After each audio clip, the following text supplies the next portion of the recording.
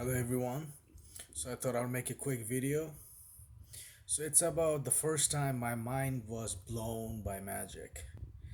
Now, growing up in Bangladesh, there was obviously sort of the black magic aspect, and I can't remember the first time I saw a magic trick. It could be a self working magic trick that my cousin used to do. His name was Shaheen. He taught me the first self working magic trick. Well, he didn't teach me that.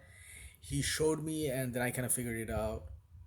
And it's a self working magic trick where you remember the certain number a certain position in the deck, and then you do some mishmash of calculation, and then it works out. And then you memorize the certain position, and then it always works out to like 27th card, and you spell it out. But and then my grandma from my father's side, she also taught me another. She just showed me another magic trick, and it was so. How do I put it? It was very not only realistic, but it was sort of like outre. That would be the best way to describe it. So basically, she would pull her finger out, and I was just blown away because, like, I thought, because as a child, when you look at your grandma, she's old. What if she knows witchcraft or something? Who knows? Or she's religious. She reads surahs and verses. I mean, so and there's another one where she did this thing with fingers. Um, Basically, this is what she did. She had water droplets on this finger, um, water droplet on this finger, on one finger, and then she shook it, and wait, let me do it. She had water droplet on one finger. She actually had it like this, and then she shook it, and then she changed it, and the water droplet changed.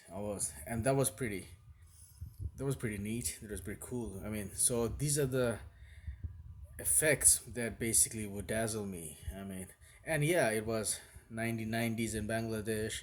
I mean, there was stage magic, all those cheesy stage magic, and all those, But as much cheesy as those stage magic was, I still loved David Copperfield. Um, and then my cousin Chunky, she showed me another magic trick where she put some coin or something, and then she covered with a cup, glass, the glass. It was gone. Oh, and it was like in our house, and like, cause the setting matters. Like, yeah, like it's like happening right in front of you, and I was like blown away. And then she gave me a magic book, and one of the tricks that I remember was how to pull a rod out of a paper bag. But the first time that my mind was completely blown, I guess, that I remember today, after like, I don't know, 30 years, my father used to have, but I didn't even remember that it had so much effect on me. We used to hear we used to hear urban legends like, if you read Quran backwards, there'll be curses and you'll die, and then, or then the day of judgment, the Quran is everything is backwards. The Quran is written backwards. The day, not the day of judgment, the day of apocalypse, the last day.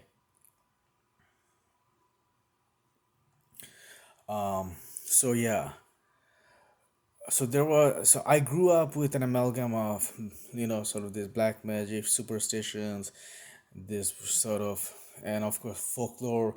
And watched Chronicles of Narnia. There was Mandrake, and yeah, there was David Copperfield on the TV, and there was obviously MTV. You watch Michael Jackson special effects with black and white.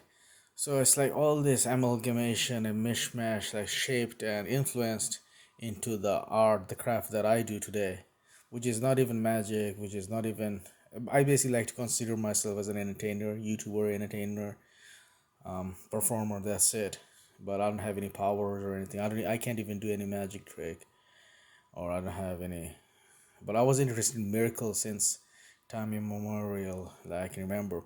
So yeah, going back, the first time I really remember, my mind was truly blown was my father used to have a lot of guests, and one day one dude came, right, and I showed him all those self-working magic tricks. There was another one where sort of like you arrange the cards in a circle and you do some of the calculations, and yeah. So even I don't even know how I was like 10 or 11. Even I was immune to those mathematical card tricks. It was a boring, yeah.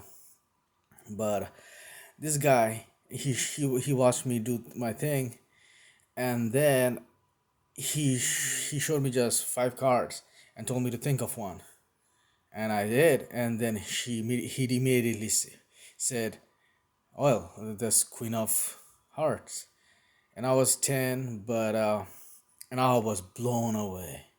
You must remember this is 1992 or something, or even earlier. There was no internet, there was no social media, there was no nothing. So back then it was just unbelievable, and it has so much effect on me that even to this day I remember after 30 years or 20 years, not 30 years, yeah, whatever. And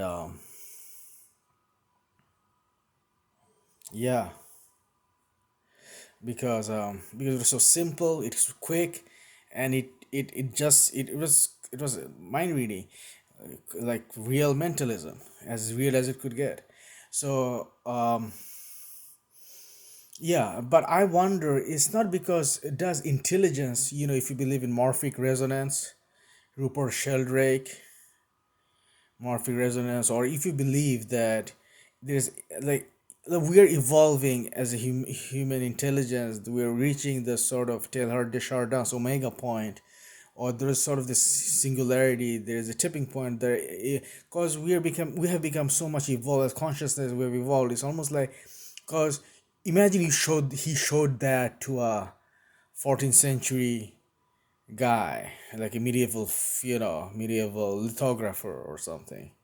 I mean, how spooky would that be? But so even 1992, it could be like 20 years odd back then. But still, we almost like it's like compared to today, it's like day and night. It's almost there was literally a caveman medieval time, because obviously the secret was. And then my father asked him, "How did you even know?" I mean, even my father was bemused, and then he just said child psychology, and that was it. Yeah. So you can, if you're a parent watching this, you can even test it out on on your children. Just have five normal cards and a Queen of Clubs or Queen of Hearts. Yeah, you can try Queen of Clubs with a black color that doesn't catch child's attention as much. You can try as I don't know. You can do experiment like Elon Musk or something, and your social experiment, cruel experiment, like Conan's those Bavarian dancers. Okay, anyways, that's I'm getting off track. Yeah, you can do that experiment to see like if child, and you can like even make you can fan even more cards, like not even five, like seven, and just see if if they can figure it out. So these, just wanted to share it. So I love videos like this. I mean, yeah, just effects like that which are quick to the point, realistic, gritty, you know, freaking real. That's what I'm trying to convey, the art of realism.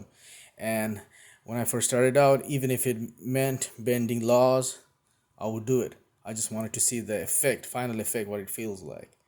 And if it meant like bending laws or laws of space-time or physics, so be it. Thank you for listening.